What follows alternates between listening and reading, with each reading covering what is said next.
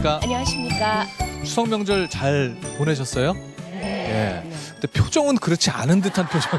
아우, 주부들이 잘 보낼 수가 있나요? 그쵸? 네. 얼마나 힘들게 보내셨어요? 이렇게 그러게 여쭤보셔야죠. 말입니다. 저는 뭐 별로 일도 하지 않았는데 왜 이렇게 오늘 아침에 나오는데 몸이 천근만근인지 모르겠어요. 그러니까 명절 지나면 다들 뿌듯한 한편 다들 힘드시죠?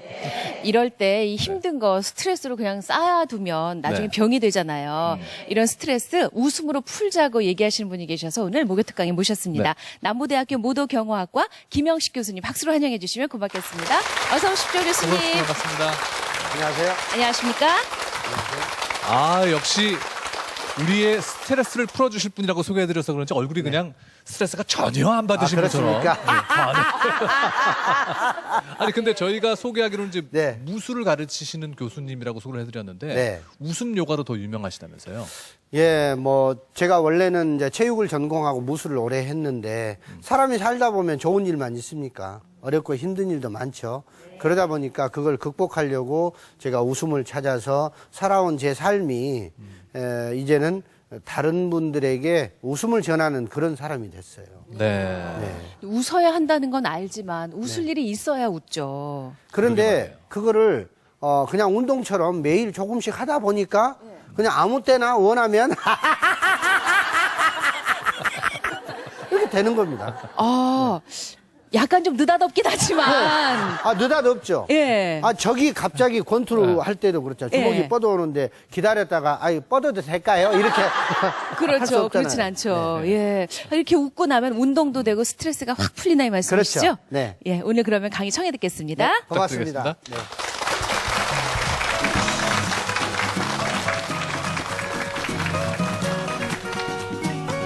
네. 네, 반갑습니다. 저는 웃음을 이야기하는 사람이잖아요. 네. 그래서 먼저 웃음으로 인사를 드리고 제 강의를 시작을 할까 합니다. 제가 갑자기 웃더라도 의아해하지 마시고 같이 함께 웃어주시면 고맙겠습니다. 대한민국의 웃음의 씨를 뿌리고 그 꽃을 피워가는 남자입니다. 대한민국 웃음 박사 김영식입니다. 반갑습니다.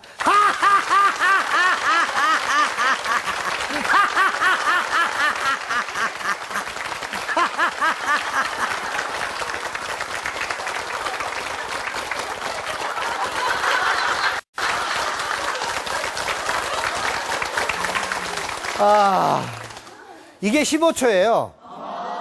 네, 우리가 흔히 웃음을 15초 이상 웃어야 우리 몸에서 반응을 한다고 하죠. 네, 건강한 웃음은 15초 이상 이렇게 웃을 때 건강과 관련이 있다고 합니다. 제가 처음에 학생들을 가르칠 때 이렇게 인사를 하고 아무 이유 없이 교수님이 돼가지고 막 웃으니까 학생들이 전부 기겁을 한 거예요. 그러면서 어떤 학생이 손을 들면서 물어봐요. 교수님, 왜 그러세요? 네. 우리 학생들이 보면 거의 12년 동안 초등학교 때부터 중학교, 고등학교 때까지 웃음이라는 것을 잃고 살잖아요. 그러다 갑자기 대학에 와서 웃음을 가르치니까 깜짝 놀라는 거예요. 근데 지금은 이제 이런 웃음을 가지고 학점을 줍니다. 네. 잘 웃으면 A학점. 네. 못 웃으면 C학점. 네. 그렇게 이렇게 학점을 주다 보니까 학생들이 변화가 오는 거예요. 네. 마찬가지입니다. 우리가 명절이라는 것도 누구에게나 다 찾아오는 명절입니다. 그리고 누구나 겪어야 되고 또 지나가야 되고 그 다음에 후손들이 또 와야 됩니다. 그러면 그때마다 우리는 힘들어야 될까요? 예, 그렇지 않잖아요. 그래서 우리가 힘들 때마다 또 지칠 때마다 나를 치유해 줄 수 있는 제일 좋은 게 뭐냐면은 바로 웃어서 넘기는 거죠. 책장을 넘기듯이 웃어서 넘기는 거예요. 특히 이제 오늘 정도 되면 아마 피곤이 굉장히 밀려오실 거예요. 저도요, 엊그제 저희 처가댁 식구들이 저희 집에 전부 모이셨어요. 그래서 한 30여 명 되는 그 손님을 제가 치르느라고 얼굴이 좀 부었잖아요. 네. 그렇지만 기분 좋게 일을 하면 내 안에 즐거움이 나와요. 자, 그래서 우리가 명절에 쌓인 스트레스를 가벼운 웃음으로 한번 풀어보고 시작을 해볼까 합니다. 자, 웃을 때 그냥 웃는 것보다는 박수를 치면서 웃는 게 훨씬 더 좋거든요. 그래서 저를 따라서 한번 해보시는데요. 먼저 하, 하, 호호호 3번 하시고 그 다음에 하하호호 빠르게 3번 하시고, 그리고 옆에 계시는 우리 가족들 또 여러분들도 서로의 건강과 행복과 평화를 비는 의미에서 얼굴을 보고 행복하시라고 이렇게 박수를 쳐주시는 거예요. 자, 같이 한번 해보실까요? 시작! 하하호호호 하하호호호 하하호호호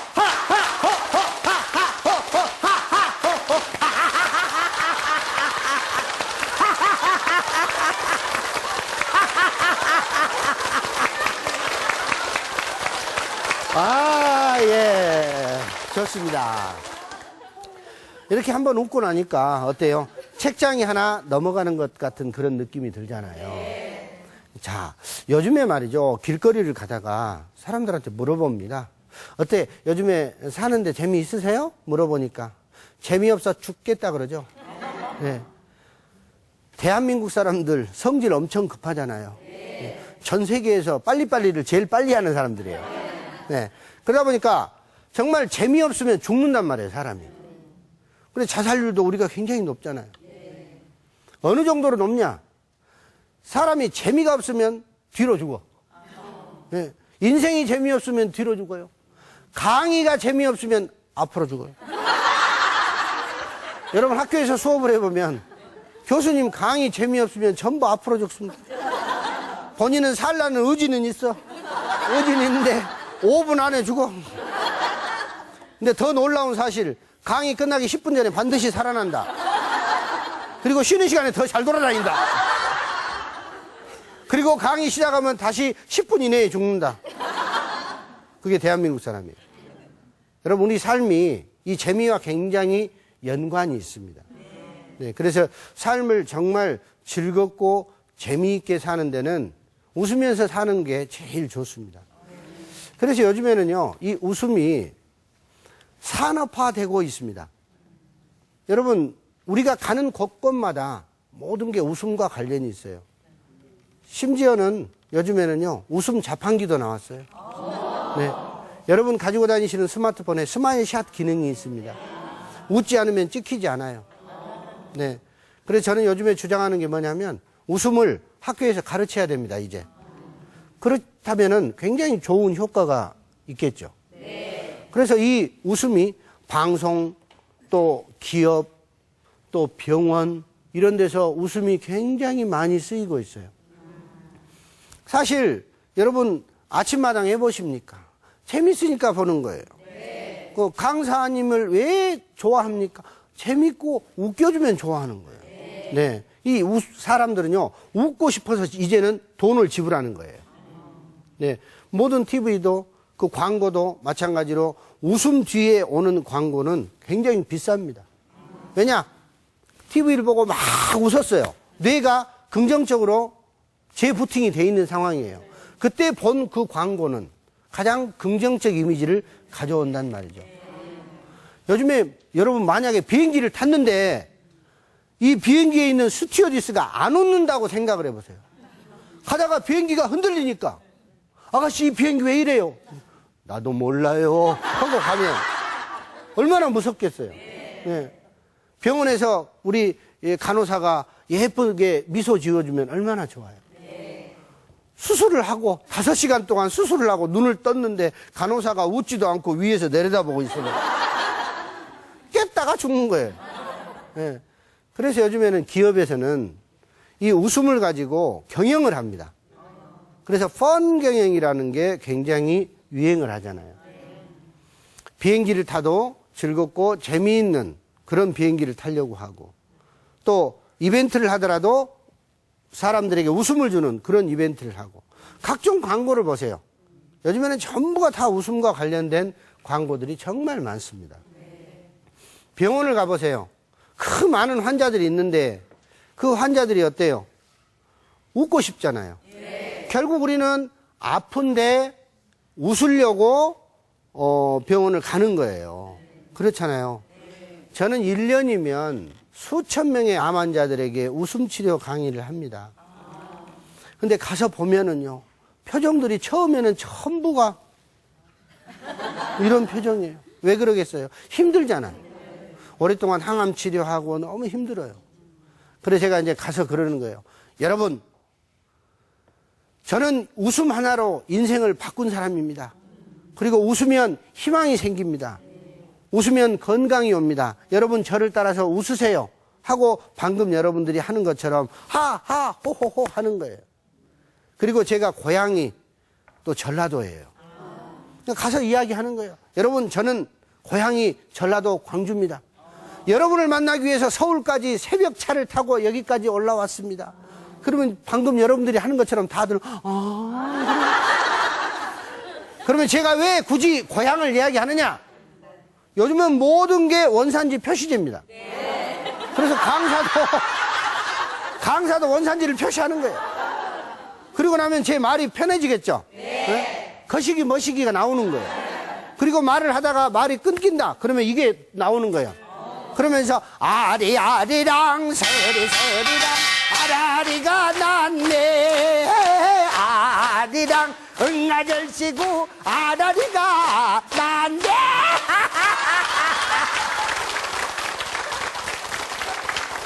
자, 이런 웃음이 나오는 거예요. 그러니까 어때요?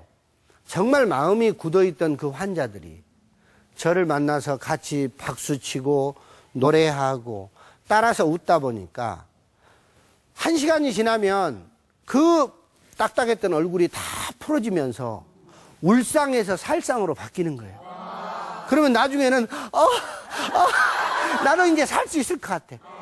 나도 건강하게 될 수 있을 것 같아. 이 웃음이 얼마나 기적적인 힘을 가져오느냐면 이렇게 웃다 보면 자기가 환자라는 사실을 깜빡 잊어버려요. 그리고 막 박수를 치고 신나게 노래해요. 그리고 나서 이제 강사가 여러분 감사합니다 하고 나가잖아요. 그러면 나갈 때까지 전부가 일어나서 박수를 치는데 그냥 박수를 치는 게 아니에요. 웃으면서 쳐줘요. 강사님 나갈 때까지 어떤 분들은 막 제 손을 잡고 싶어서 그러고 내 옷깃을 잡고 싶어서 그러고 그럼 손만 한 번씩 얹어주는 거예요. 이렇게. 그러면 뭐 은혜 받고 기적이 일어나는 거예요. 내가 살 수 있다는 희망이 생기는 거예요. 어떤 아주머니는요 달려와서 저를 막 껴안습니다. 그리고 제 손을 잡고 이렇게 말합니다. 선생님 제가요 10년 만에 오늘같이 처음으로 이렇게 많이 웃어봤어요. 선생님 너무 고맙습니다. 저 이제 웃고 살 거예요.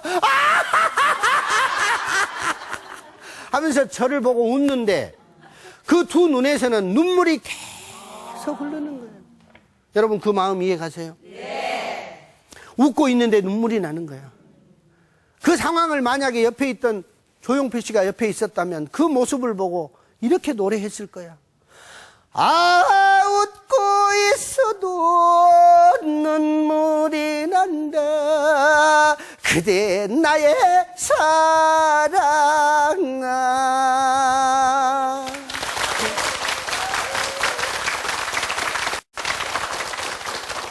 웃고 있어도 눈물이 난다. 이게 인생이에요.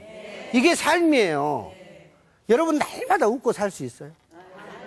없잖아요. 삶을 살다 보면 정말 웃을 일보다는 눈물 날 일이 더 많아요. 그러나 우리는 어때요? 가야 돼요. 걸어가야 돼요. 웃고 있어도 눈물이 나지만 그 어머니를 제가 안아주면서 그랬어요. 어머니 내년에 꼭 내 얼굴 다시 보게요. 힘내세요. 화이팅 하고 오면은요 정말 기적 같은 일들이 일어납니다. 그대로 하는 거예요. 지금까지는 너무 착하게 그냥 남만 위해서 살았다가 이제는 진짜 나를 위해서 매일 노래하고 매일 춤추고 매일 웃고 이렇게 살다 보면 삶에 기적이 일어나는 거예요. 그런데 요즘 사람들은 웃을 일이 없다고 말을 합니다. 웃을 일이 없어서 못 웃는다고 이야기합니다.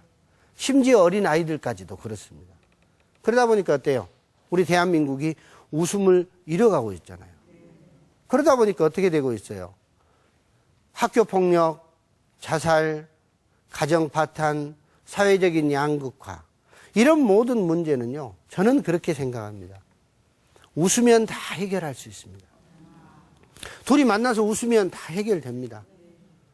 정말 그 아이들 둘이 싸우고도요 둘이 머리 맞대고 웃고 나면 어깨동무하고 가는 거예요. 그래서 제가 요즘에는 학교를 찾아다니면서 어깨동무 웃음 콘서트라는 걸 해요. 우리 옛날에는 어깨동무하고 정말 잘 놀았잖아요. 근데 지금은 전부 혼자 놀잖아요. 네. 그러니까 나 아닌 남을 배려할 줄 모르는 거예요. 그러다 보니까 정말 힘들어지는 거죠. 옛날에 우리가 나라를 잃은 슬픔을 갖고 있지 않습니까? 이렇게 나라를 잃은 시대에도 도산 안창호 선생님은 전국을 다니면서, 그때는 마이크도 없잖아요. TV도 없잖아요. 그러나 많은 사람들을 모아놓고, 여러분, 우리가 나라를 잃었습니다. 그러나 나라를 잃었다고 해서 슬픈 얼굴을 하고 있으면 또 다른 슬픔이 우리에게 옵니다. 그러니 웃으세요. 아이들처럼 빙그레 방그레 벙그레 웃읍시다 하고 동네 어귀에다가 판자로 빙그레 방그레 벙그레라고 써놓고, 마을 어귀에서 동네를 들어오다 보면 그 판자를 지나가면 그냥 무심코 자기도 이렇게 웃는 거예요. 저는 집에 들어갈 때 항상 그렇게 해요. 3초만 우리가 이 웃음에 투자하면 가정에 기적이 일어납니다. 현관문 앞에서, 밖에서 내가 어떤 힘든 일이 있었더라도 가정은 또 다른 나의 왕국이거든요. 근데 대한민국 우리 아버지들은 자기 집에 들어갈 때 성질을 내면서 들어가요. 근데 남의 집 들어갈 때는 까꿍 웃으면서 들어가요. 그래서 우리가 자기 집 앞 문 앞에서 3초만 빙그레 방그레 벙그레 웃는 연습을 한다면 기적이 일어난단 말이죠.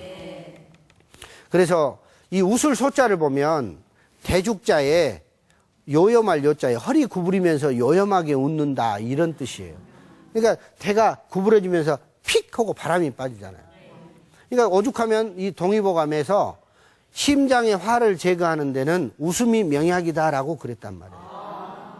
그래서 오죽하면 우리 옛날 어르신들이 자식들에게 한 줄의 노래로 인생을 알려줬어요.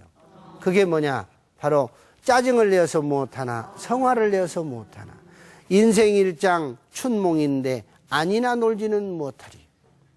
여러분, 이 노래를 제가 오리지널 버전으로 불러드리겠습니다. 자, 물 한 모금 먹고 불러드리겠습니다. 박수 한번 쳐주세요.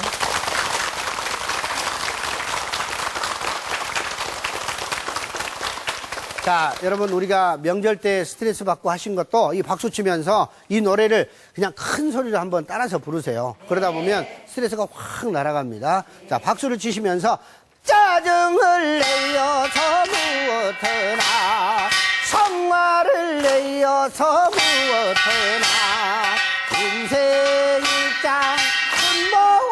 짝순봉인데 아니나 놀지는 못하리라.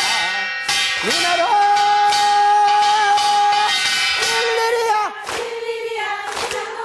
얼씨구 얼싸 좋다 얼씨구 좋아 벌나비는 이리저리 펄펄 꽃을 찾아서 날아든다.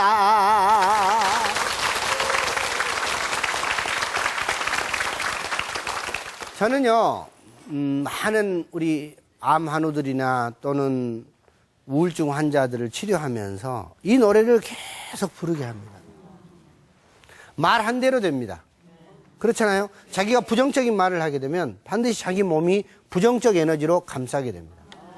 근데 긍정적 말을 하면 우리 몸이, 세포가 이 말을 다 알아듣는단 말이에요. 그래서 짜증내지 말라는 거예요.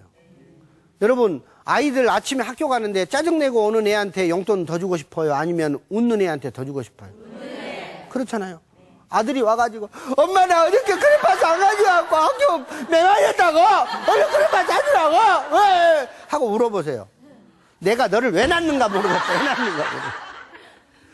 그런데 셋째 딸이 와가지고 엄마 나 용돈 2,000원만 주세요 이렇게 웃고 오면 어때요? 우여 내 새끼야.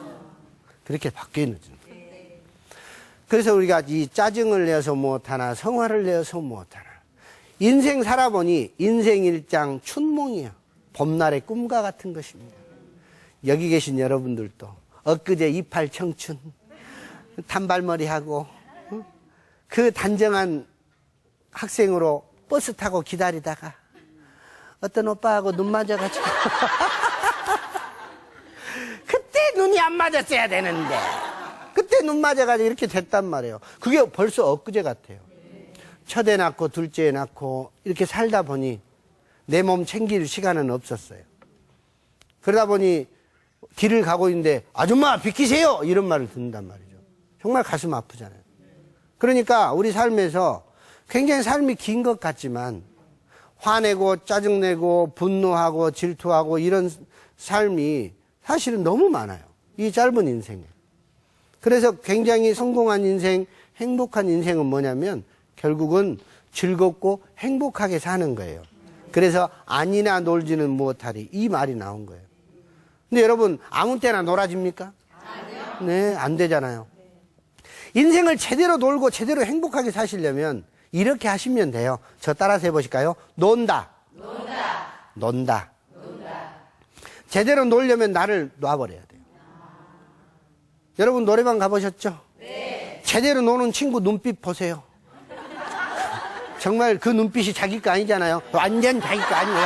완전. 근데 제대로 못 노는 사람 눈빛 봐보세요. 전부가 어떠냐면은 응? 걱정이 태산이에요. 걱정이 태산. 그래서 이거를 놔야 된다 이 말이에요. 저는 그래서 이 노래를 여러분들 자주 부르세요. 그리고 노래를 하더라도 항상 긍정적인 노래, 즐거운 노래를 가깝게 하면은 내 몸이 함께 사라지는 거예요. 그래서 저는 이 웃음을 통해서 요즘에는 사람의 생명을 살릴 수 있다고 주장을 하는 거예요. 자, 웃으면 다 살릴 수 있습니다. 근데 우리가 사람이 살려면 밥 먹는 거 중요하잖아요. 그런데 이 밥 먹는 것보다 더 중요한 게 있어요. 그래서 입보다 위에다 둔 거예요. 코. 코로는 뭘 하나요? 숨을 쉬잖아요. 자, 그래서 숨 쉬는 게 굉장히 중요합니다. 그래서 웃음이라는 것은 숨 쉬는 거예요. 숨쉬기 운동입니다. 그래서 이 웃음을 운동처럼 숨쉬기 운동을 하시는 거예요. 이렇게 하다 보면은 내가 살아요. 그런데 숨도 두 가지가 있단 말이죠. 배꼽을 중심으로 배꼽 아래로 쉬는 숨이 있고 배꼽 위로 쉬는 숨이 있어요. 배꼽 아래로 쉬는 숨은 무슨 숨이냐? 우리 엄마들이 너무 많이 하고 있어. 어휴. 무슨 숨이죠? 한숨이죠. 한숨을 많이 쉬면 어떻게 될까요? 땅이 꺼져요. 자식이 한숨 많이 쉬면 뭐라고 해요? 야 이놈아 땅 꺼지겠다 그래요. 인생이 꺼지는 거예요. 즉 부정적 에너지가 굉장히 강한 게 바로 한숨이에요. 그런데 나를 살리는 숨이 있어요. 배꼽을 기준으로 위로 쉬는 숨이 있는데 이걸 보고 웃숨이라고 합니다. 웃숨. 위로 쉬는 숨이다. 그래서 이 숨이 많이 쉬어지면 웃음이 되는 거예요. 자, 그러면 이 웃음을 그냥 운동처럼 하시는 거예요. 매일 조금씩만 하면 늘어납니다. 자, 이거를 한번 해보시는데요. 저를 따라서 그냥 가볍게 해보시면 돼요. 그러면 본인의 건강 상태도 체크하실 수가 있어요. 자, 아랫배에 힘을 주시고요. 그 다음에 나이가 드신 분들은 요실금이 또 그렇잖아요. 그러니까 아랫배에 힘 주면서 꽉 조여주시면서 하시는 거예요. 가슴을 활짝 펴시면서 저를 따라서 하세요. 멀리 10m 전방에 벽이 있다 생각하시고 거기에다 내 웃음을 던진다 생각하세요. 자, 따라서 해보세요. 하! 하하!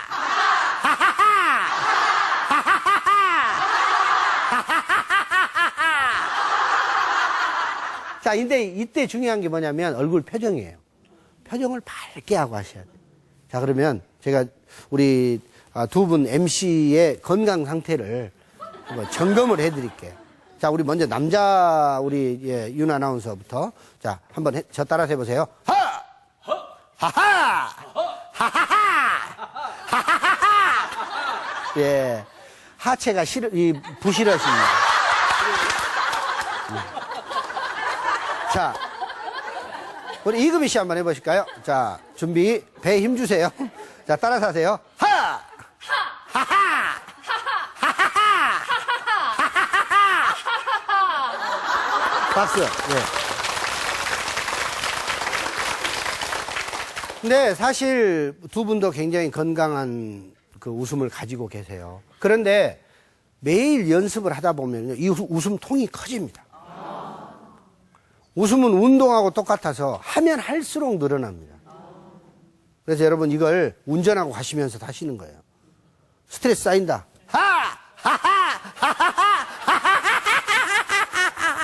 제가 이러다가 앞차하고 싸울 뻔했잖아요.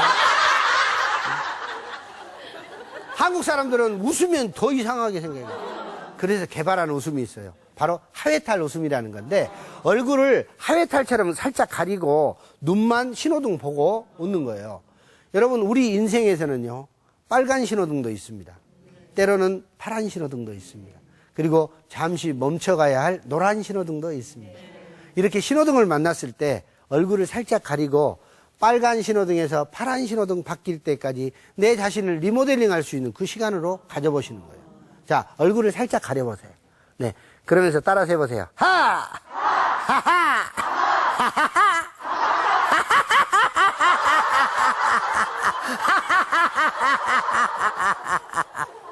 그래요. 이렇게 웃다 보면 하루에 10번도 더 웃을 수 있어요. 그리고 우리가 기분 나쁘면 뭐 먹습니까? 술 마시잖아요, 이렇게.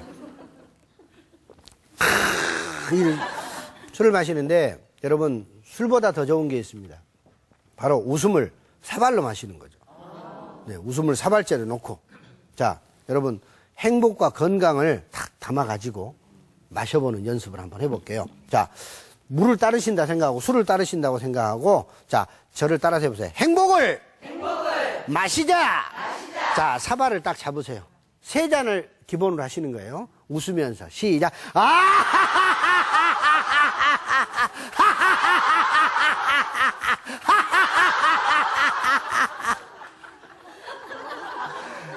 이렇게 하면 어때요? 예.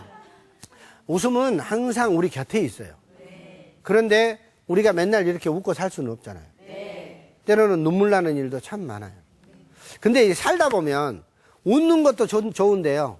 어떨 때는 울어야 그냥 속이 확 풀릴 때 있잖아요. 네. 이게 보면은 웃음도 그렇지만 이 웃음과 울음은 굉장히 비슷한 점이 있어요, 여러분. 이 웃음이라는 글자와 울음이라는 글자를 보시면 아주 비슷합니다. 받침 하나가 틀려요. 자, 이것이 다르고 이것이 달라요. 웃음이라는 것은요, 순수한 것이 기본이 되는 겁니다. 그래서 아이처럼 웃으라 이 말이 나오는 거예요. 울음이라는 것은 뭐냐면 내 안에 감정적인 일렁임이 있는 거예요. 리을이라는 글자가 그렇죠? 그래서 때로는 여러분 우는 것도 치료제가 됩니다. 울음도 2가지 종류가 있어요. 정말 감정적으로 힘들어서 우는 울음이 있고 언어적으로 신호로서 우는 울음이 있어요. 근데 감정적으로는 이해가 되겠는데 말로 그 언어로 웃는다, 신호로 웃는다 이해가 잘 안 가실 거예요. 근데 아이들을 보면 알 수 있어요. 애들은 시도 때도 없이 울죠. 근데 이게 언어예요. 정말 대단한 게 아이들은요 누워서 울음 하나로 어른들을 다 조종합니다. 근데 신기하게 이걸 엄마는 알아들어요. 뱃속에서 10달 동안 교감을 했기 때문에. 여러분 애가 배가 고플 때 어떻게 우는지 아세요? 이렇게 웁니다. 배가 고플 때는요 이 우는 게 이렇게 웃어요. 밥 줘! 밥 줘! 밥 줘라는 말하고 똑같아요. 밥을 먹었어요. 아이들 똥 싸잖아요. 그러면 어떻게 우느냐? 똥을 치워줘야 될 거 아니에요. 그러면 이렇게 울어요. 왜? 똥 치워! 똥 치워! 이 말하고 같아요. 스트레스가 쌓이면 아이들은 굉장히 진폭이 강합니다. 그래서 이거를 언어적으로 말을 하는 거예요. 그래서 우리가 이 때로는요, 우는 게 굉장히 효과가 커요. 요즘처럼 힘들 때, 물론 요즘에는 그 재미있는 영화가 많이 나오잖아요. 웃기는 영화. 여러분, 우리 70년대, 80년대에는요, 전부가 영화가 슬펐어. 그래서 울려고 영화관 가는 거야. 영화관 가서 탁 앉아있잖아요. 대부분이 슬퍼. 엄마 없는 하늘 아래. 아저씨, 우리 엄마 어디 갔어요? 너희 엄마는 저 먼 나라 미국에 갔단다. 아저씨, 동생이 배가 고파 울어요. 엄마, 엄마, 돌아와요. 이 노래가 나오면 사람들, 아이고, 내 새끼들 참. 아이고, 참구나. 손수건을 갖고 눈물을 닦고, 아이고, 내 새끼들. 영화가 끝나면 전부 눈이 뻘게 가지고, 불이 딱 켜지면 사람들이 나오면서 뭐라고 하냐면, 딱 영화 잘 돼야 버렸다. 야. 여러분, 정말 살다가 너무 화가 났어요. 정말 남편하고 도장 찍고 싶어. 그럼 누구를 불러요? 친구를 부른단 말이에요. 뭐하니? 잠깐 좀 만나자. 만나자마자 소주 한 3잔 마시고 나서, 내가 이제 못 살겠다. 나 정말 못 살겠다. 내 인생 이게 뭐야? 나 도장 찍어버릴래. 내가 뭔 잘못을 한 거야? 나 정말 죽겠어. 여자들은 한 번 울었다 하면 40-50분 기본으로 울어. 애들 수업 시간에 맞춰서 울어. 끝날 시간에 딱 맞춰서. 한참 한 40-50분 울다 보면 친구한테 물어봅니다. 몇 시나 됐니? 물어보면. 그러면 친구가, 벌써 6시 넘었어. 그러면, 그래? 집에 가서 밥 해야 되겠다. 가면서 뭐라고 하느냐? 이 인간은 나 없으면 밥도 안 먹어. 그럼 가는 거예요. 그러면 어때요? 속이 확 풀린단 말이에요. 그래서 이 울음은요, 치료제로 쓸 수 있어요. 저는 웃음 치료할 때 사실은 먼저 울게 합니다. 그리고 나서 웃음을 이야기합니다. 그럼 훨씬 더 쉬워요. 그렇지 않으면 어떤 현상이 일어나느냐? 이게 울음이 막혀 있어요, 가슴을. 웃으려고 하는데,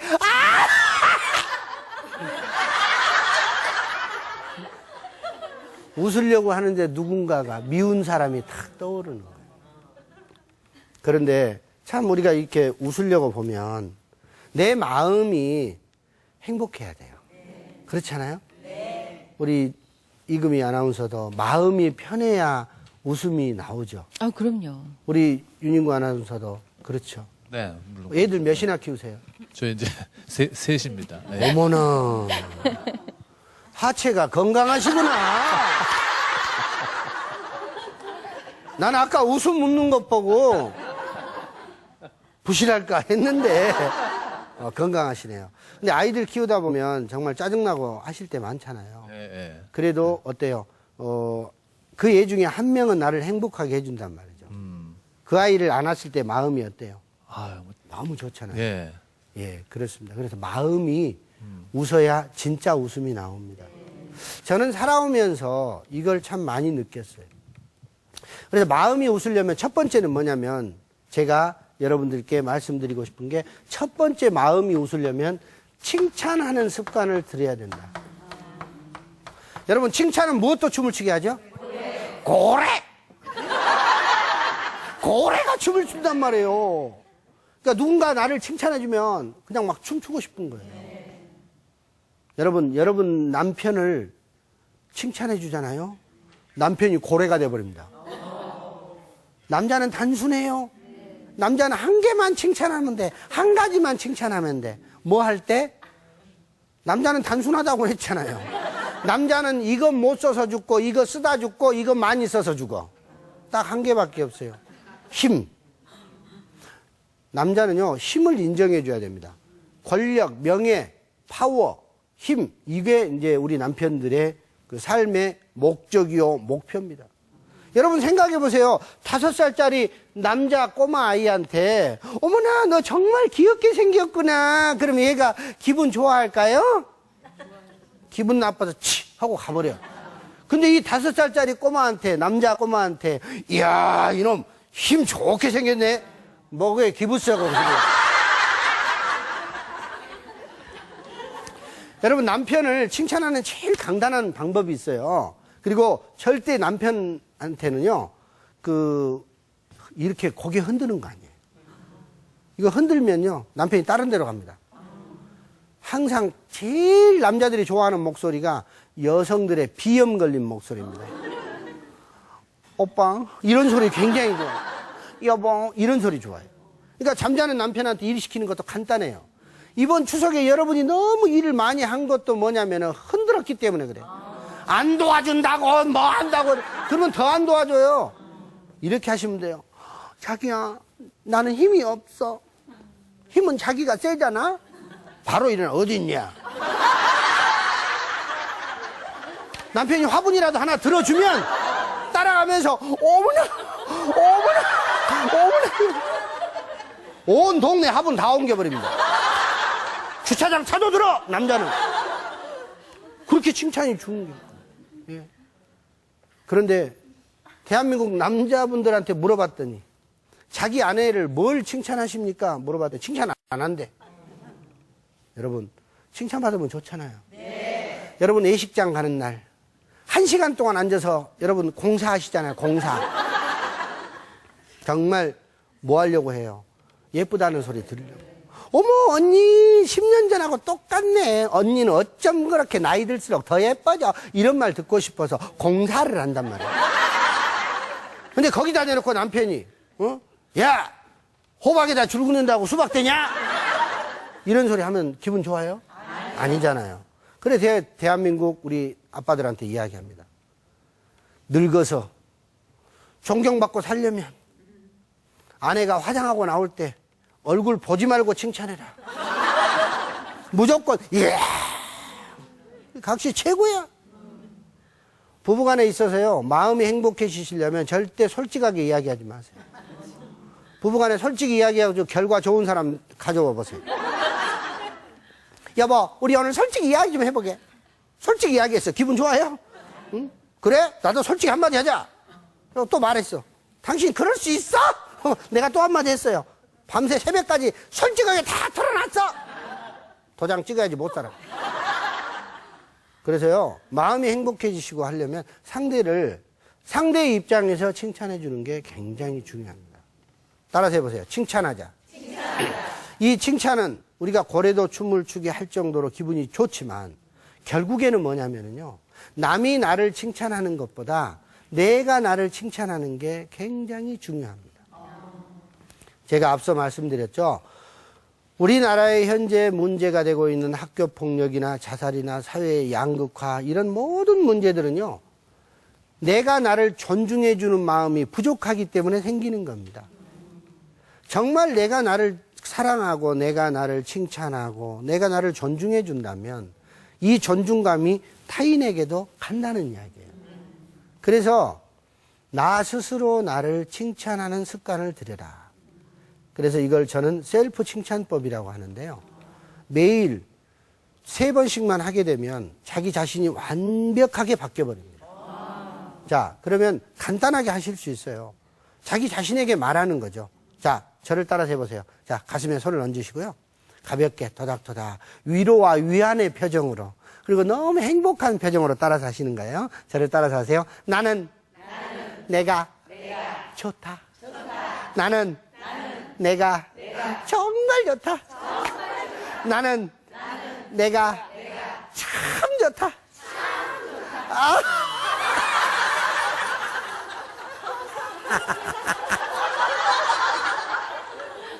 사랑한다. 사랑한다. 사랑한다. 근데 이렇게 보니까 굉장히 어색한 거야. 지금 하시는 게 어색한 거예요. 왜냐? 평소에 안 해봤기 때문에. 이보다 더 어색한 상황이 있습니다. 이제 나는이라는 말을 빼시고 2단계에는요, 자기 이름을 불러주시는 거예요. 저는 영식입니다. 저는 흔히 남들이 영식님이라고 합니다. 왜? 집에서 밥을 안 먹습니다. 1식, 2식이, 3식이가 아니고 영식입니다. 네, 영식. 어쩜 그렇게 이름도 잘 지어놨냐. 자, 그럼 자기 이름 부르시는 거예요? 여러분의 이름을 부르시는 거예요? 이렇게 말했는데 꼭 시작하면 5명은 내 이름 불러줍니다. 너무 감사한 일이죠. 자, 그러면 자기 이름 부르세요. 자, 영식아. 나는 네가 좋아. 영식아. 나는 네가 아무 조건 없이 좋다. 영식아. 나는 네가 정말 좋다. 하하.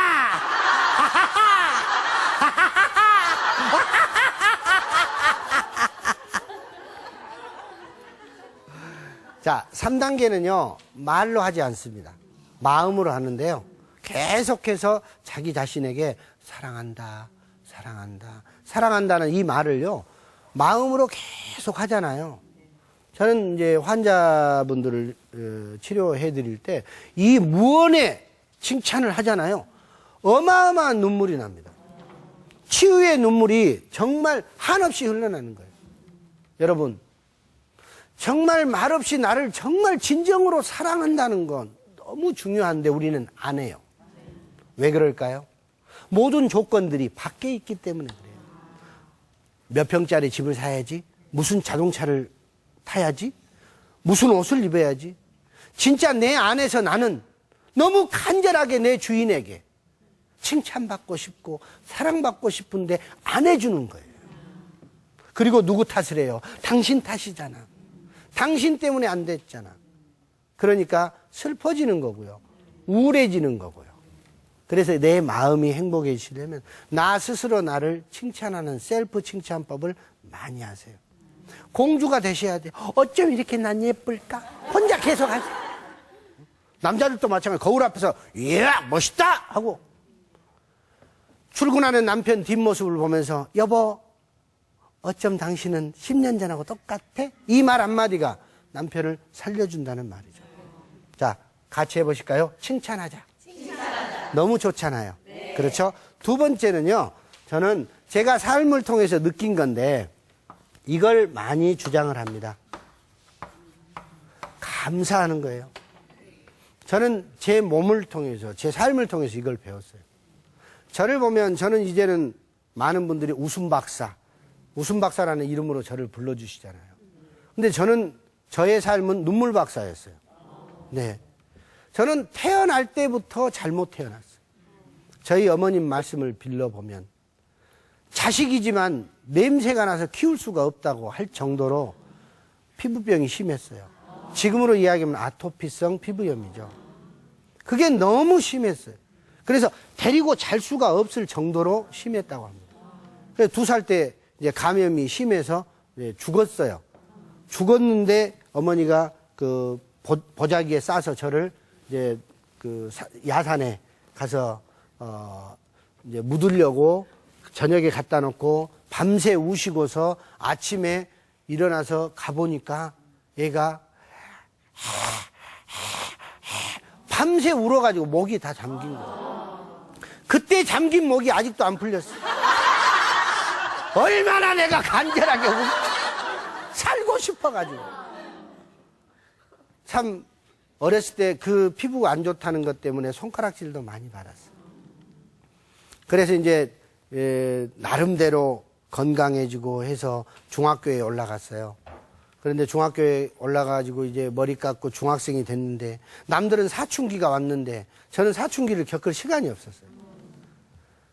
사춘기가 가을에 와야 되는데 가을에 저희 아버님께서 폐가 안 좋으셔 폐병으로 젊은 나이에 세상을 뜨셨어요. 그때 나이 43살, 저희 어머니 39에 혼자 되신 거죠. 자식 넷을 두고 저희 아버지 보험 하나도 안 넣어놓고 돌아가셨습니다. 정말 힘들었어요. 그러다가 어머니께서 조그만 식당을 운영을 하셨는데 남편이 없으니까 다른 남자들이 우리 어머니를 함부로 대합니다. 밥 먹은 값도 안 줍니다. 술을 먹고 싸웁니다. 어린 내가 나가서 아저씨 왜 우리 어머니한테 이렇게 하는 거예요? 하고 말을 했다가 얼마나 많이 맞았겠어요. 아버지가 돌아가시고 형하고 누나는 객지로 더부살이 갔어요. 돈 벌어야 사니까 갔죠. 어린 여동생하고 저만 어머니를 모시고 살아요. 근데 우리 어머니한테 함부로 하고 내가 막 많이 맞았어요. 그래서 주먹을 쥔 거예요. 내가 내 어머니를 지켜야 되겠다. 그래서 14살 어린 나이에 태권도와 합기도를 동시에 배운 거예요. 그래서 학교 갔다 오면 말뚝을 2개를 박아놓습니다. 아저씨들 보이는 바로 그 자리에 박아놓고 하나는 주먹 단련, 하나는 발차기. 갔다 와서 날마다 주먹 단련 하는 거예요. 네? 날마다 발차기 하는 거예요. 막 벽 깨고. 제가 강해졌겠죠? 네. 강해지니까 우리 어머니한테 함부로 못했겠죠? 네. 저희 어머니 지금도 제가 잘 지키고 있습니다. 나는 이게 훌륭하다고 어머니한테 말했더니 우리 어머니 하시는 말씀 뭐 연병한다고 지켰냐고. 울면서 하시는 거예요, 울면서. 어머니가 살아온 그 인생은 눈물의 인생이었단 말이에요. 근데 아들은 그냥 그거 지킨다고 지켰는데, 그 좋은 일이 아니었더라고요. 여러분, 자식이 대학을 간다고 하는데 어떤 부모가 안 보내고 싶겠습니까? 어머니가 저를 앉혀놓고 대학을 가지 말라는 거예요. 내가 너를 보낼 자신이 없다. 시험을 보러 가서 합격 발표를 보러 가는데 어머니께서 정말 대단해요, 우리 어머니들은. 안 되면 빌어. 안 되면 빌어요. 물을 떠놓고 아침에 부뚜막에서 빌고 계시더라고요. 너무 감사했습니다. 나중에 어머니한테 물어봤어요. 어머니, 그날의 제목이 뭐였어요? 기도의 제목을 물어봤더니 우리 어머니 그날의 기도 제목은 이거였습니다. 지발 떨어져 버려. 지발 떨어져. 근데 이 어머니가 이쪽으로 기도를 했는데 제가 이쪽으로 돼가지고 사범대학교로 수석 합격한 거예요. 제가. 국립대학 사범대 제가 체육교육과를 나왔는데 저는 이제 내가 선생님이 돼서 우리 어머니를 모셔야 되겠다. 오로지 그 마음 하나로 이제 체육교육과에 체육 선생님이 되려고 간 거예요. 저는 대학을 수석으로 합격했잖아요. 그때 이제 제 여동생이 고등학교를 이제 갑니다. 그때 여동생에게 그때 유행하던 청바지를 하나 제가 용돈으로 사줬어요. 그래서 동생하고 같이 버스를 타고 입학식장을 간 거죠. 저는 대학 입학식장으로 갔고 저희 여동생은 이제 고등학교 입학식장을 갔어요. 그때 이제 여동생이 입학식이 끝나고 오는 시간에 집에를 와보니까 친구들이 업고 오는 거예요. 무슨 일이냐고 그랬더니 운동장에서 쓰러졌다는 거죠. 빈혈이 심해가지고. 근데 빈혈약을 먹였는데 빈혈이 아니에요. 감기처럼 막 열이 나요. 그래서 감기약을 먹였더니 또 감기가 아니에요. 그래서 병원을 데리고 가봤더니 급성 백혈병이라는 진단을 받은 거예요. 17 꽃다운 나이에 제 여동생은 교문에 한 번 가봤어요. 고등학교 교문을 한 번 들어가 보고 병원에 입원을 했죠. 항암 치료가 시작됐고 2달 동안 정말 처절하게 그 남매는 두 남매가 병원에서 암과 투병을 했습니다. 근데 결국 이제 병원에서 동생을 포기를 하고 더 이상 치료할 수 없다는 판정을 받고 나오는데 온 몸에 혈관들이 막 터집니다. 피가 나는 거죠. 그때 여동생을 제가 안고 나오는데 얼마나 많이 울었겠습니까? 병원 하단 앞에서 정말 목 놓아 울었습니다. 하늘이 원망스러웠고요. 그리고 집으로 데리고 와서 아무것도 해줄 수 없었어요.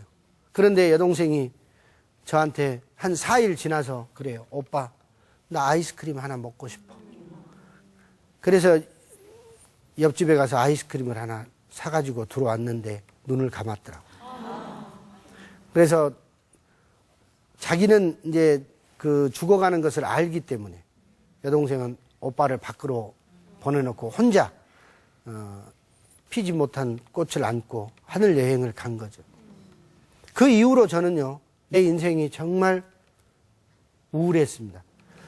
사는 것이 힘들었습니다. 숨 쉬는 것도 힘들었고. 그래서 제 자신이 분노와 폭력으로 바뀌어버렸어요.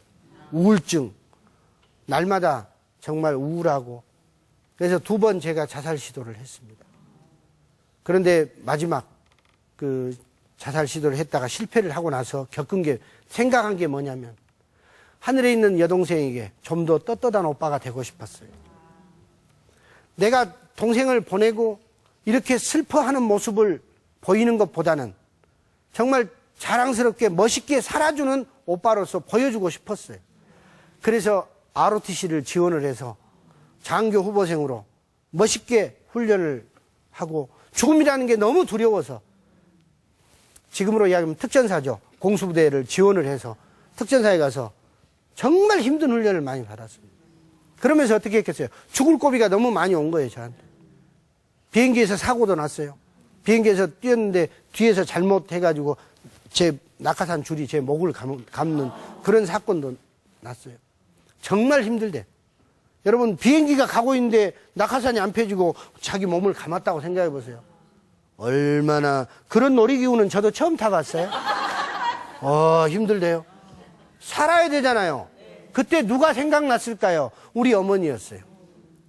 그 급박한 상황에 몇 초 이내에 죽을 수도 있는 상황에 우리 어머니가 생각난 거예요. 우리 엄마 내가 모셔야 되는데 살고 싶었어요. 그래서 소리쳤어요. 그래서 그 줄을 칼로 끊고 안전요원이 끊어주니까 그냥 떨어져요. 나 스스로 살 수 있는 길은 없습니다. 그냥 떨어지는 거예요. 그때 죽음을 봤어요. 그때 나는 살고 싶어서 앞에 있는 예비 낙하산을 정신없이 폈는데 손톱이 다 빠지고 뼈가 보일 정도로 막 긁어 팠어요. 그러다가 땅에서 한 300m 남겨놓고 그 밤하늘에 백장미가 핀 거죠. 낙하산이 확 펴졌지만 너무 늦게 펴지니까 그냥 땅에 떨어진 거예요. 온 몸이 바스러질 정도로 아팠어요. 다 부러진 줄 알았죠. 그때 이렇게 손목과 발목을 까딱거리니까 내가 살아있는 거예요. 코에서는 피가 나오고 있고 그때 딱 서서 제가 처음으로 한 말, 감사합니다! 감사합니다! 감사합니다! 내 다리가 성한 것이 감사했고 서 있을 수 있는 게 감사했어요. 그때 깨달았어요. 낙하산하고 얼굴은 펴져야 살아.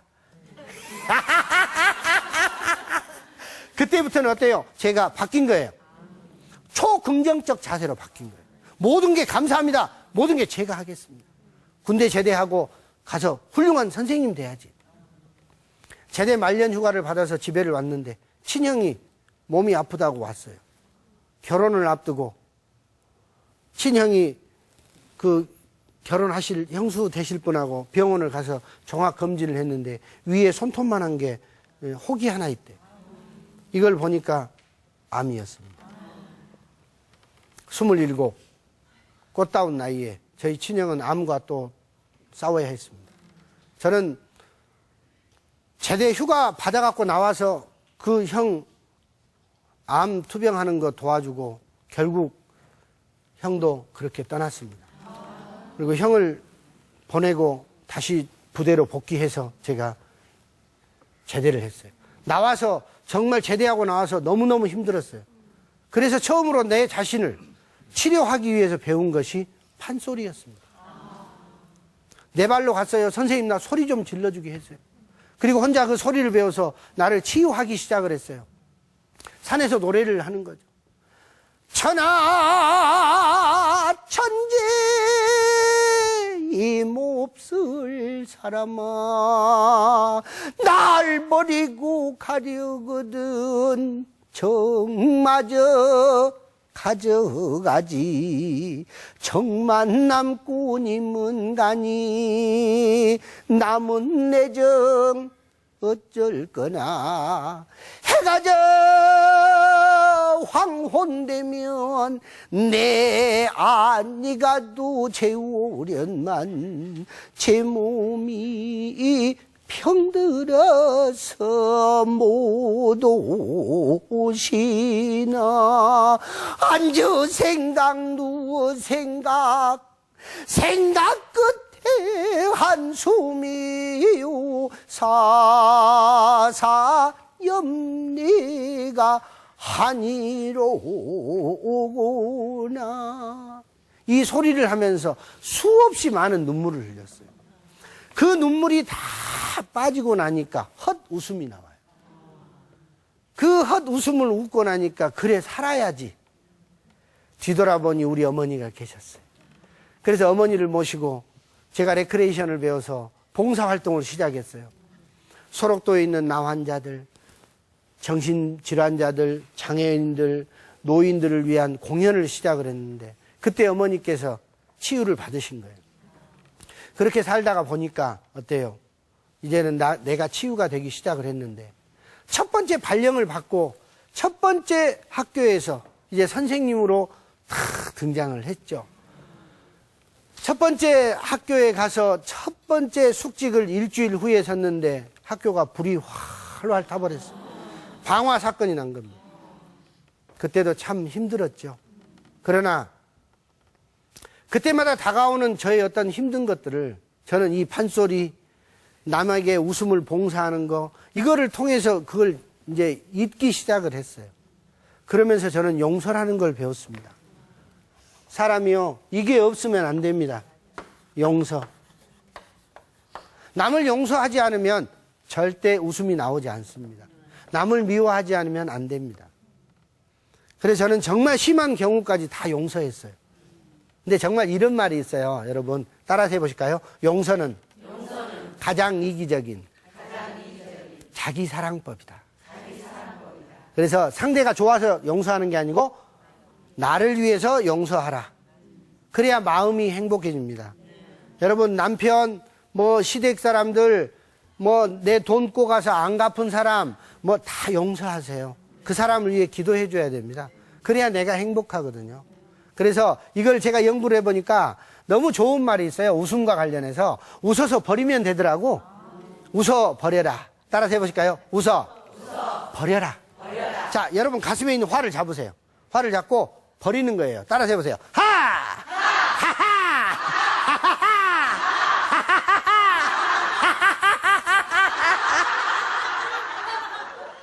버리세요. 이거 안 버리면 어떻게 되느냐? 너를 용서하느니 내가 괴로워 안 되겠다. 얼마나 좋은 노래예요. 너를 용서하느니까 내가 괴로워. 그리고 이제 그것들을 다 털어내고 나서 한 여인을 만났습니다. 예. 그 봉사활동 안에서 만난 지금의 제 아내. 지금의 제 아내를 만나서 정말 이제 행복이라는 것을 알고 살았습니다. 그랬는데 제가 그 아내를 만나서 살 때 제 첫 번째 딸이 또 나에게 또한 큰 슬픔을 안겨줬습니다. 9살 때 그 급성 복막염을 알았는데 수술이 잘못돼서 3번이나 수술을 해야 됐는데 그때 마지막 수술이 잘못되면 장담할 수 없다는 병원의 그 이야기를 듣고 저는 주저앉아 버렸습니다. 내가 더 이상 살 수 있는 어떤 끈이 없었습니다. 그때 제가 딸에게 해준 것이 바로 웃음 치료였습니다. 제가 눈물을 흘리면서 딸 앞에서 웃었습니다. 은서야, 웃어야 살 수 있어. 그 웃음을 통해서 제 딸이 아빠 이제는 그만 울어. 내가 이제는 건강하게 노력해서 이거 이겨낼게. 라는 그 이야기를 할 때 정말 하늘은 저에게 기회를 줬습니다. 그때 이제 강하게 마음을 먹은 거죠. 제 딸을 완치시키고 나서 제가 깨달은 것이 뭐냐면은 그래, 정말 웃음은 나를 살릴 수 있겠구나. 이것을 사람들에게 알리자. 그래서 40살이라는 나이에 교직 생활을 사표를 쓰고 나와서 웃음 강사가 된 겁니다. 이 어려운 세상에 공무원이라는 그 끈을 내가 놔버리고 내 인생 너무 감사해서 세상에 받은 게 너무 고마워서 내 앞으로의 인생은 사람들에게 나눠주고 살아야 되겠다. 그래서 웃음 전도사가 되기 시작을 했고 웃음 요가를 만들어서 이제는 웃음 박사가 된 거죠. 근데 삶을 살아보니까 정말 진실은 신이 주신 선물을 내가 깨닫는 거예요. 인간에게 선물을 주신 거예요. 어떤 고난과 어떤 역경도 극복할 수 있는 힘, 바로 웃을 수 있는 능력입니다. 바로 그 능력을 주신 거예요. 근데 우리는 뭐예요? 그 능력을 웃을 일이 없다고 멀리 하게 되는 거예요. 그래서 아픈 거예요. 제가요, 수많은 사람들을 만나지만 그 중에 참 기억에 나는 100살 넘게 사는 어르신들을 제가 가서 웃음 강의를 해드렸어요. 너무 좋아하시는 거예요. 정말 장수의 첫 번째 조건은 웃음이었습니다. 노래만 부르고 웃음만 나오면 일어나서 막 춤을 추시는 거예요. 할아버지한테 물어봤어요. 아이고 어르신 어쩜 이렇게 건강하게 사셔요? 어르신 건강의 비결 자랑 한번 하세요. 그랬더니 하시는 말씀이 아이 사람아, 나는 지방도 담배도 피고 술도 한 잔씩 하고 그래야. 그런데 우리 망구가 있어서 망구랑 웃고 산 게 건강이요. 망구 그러지? 이렇게 웃어주셨고, 할머니는 아이고 우리 어머니 아직도 이렇게 처녀처럼 고우셔요. 우리 어머니는 어떻게 오래 사신대요? 했더니 어머니가 하시는 말씀, 아이 나는 우리 영감이 일찍 죽어버렸어. 신강이 편해서 오래 사요. 여기서 깨달은 거예요. 남자가 오래 살려면 반드시 할머니가 계셔야 돼요. 여자가 오래 살려면 그 인간이 일찍 죽어야 돼. 그래서 생각을 바꿨어요. 내 아내를 오래 살려놓으려면 어떻게 해야 돼? 아내를 행복하게 해줘야 돼.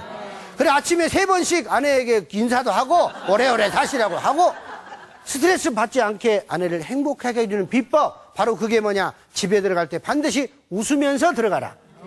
그러면 가정이 바뀝니다. 지금 여기 오신 모든 우리 아내분들도 마찬가지입니다. 나부터 웃어야 됩니다. 그래야 우리 아이들도, 또 우리 정말 힘든 내 남편들, 지금 현재 길거리를 방황하고 있는 우리 아이들, 직장을 잃어서 힘든 우리 남편들, 여러분들의 미소가 필요합니다. 지금 얼마나 많은 사람들이 눈물을 흘리고 있습니까? 이럴 때 정말 그 눈물을 다 흘리고 나면 웃음이 나옵니다. 그래서 저는 우리 삶은 웃음 한 스푼이요, 눈물이 한 사발이라고 이야기를 합니다. 그래서요, 우리 여성분들 또 우리 남성분들, 때로는 두 분이 슬픈 영화 한 편 보시고 서로 눈물 닦아주면서 여보, 우리 힘들어도 열심히 삽시다 하고 살 수 있는 그런 인생 만들어 주시기 바랍니다.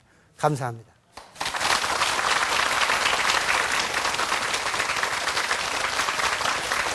네, 강의 잘 들었습니다. 감사합니다, 교수님. 어떻게 보면 잘 웃기 위해서는 마음에 있는 그런 슬픔과 그런 것들을 잘 덜어내야 잘 웃을 수 그렇습니다. 있다는 말씀이군요. 네네. 예. 네.